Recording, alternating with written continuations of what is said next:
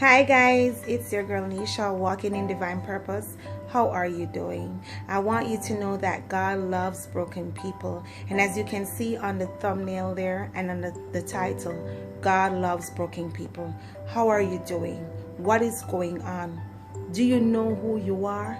St. John 3 verse 16 says, "For God so loved the world that he gave his only begotten Son, that whosoever believe in him should not perish, but have everlasting life." You are wonderful. You are good.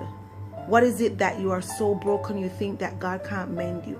He will take you up and he will fix you.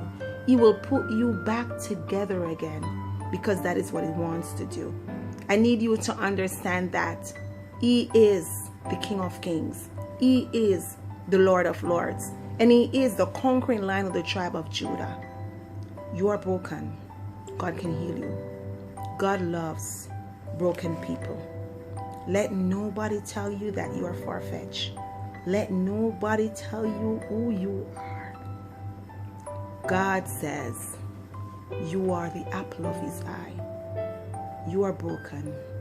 God loves you. Come to him and make it right. This is your girl walking in divine purpose, Nisha. Have a great day now. Bye-bye.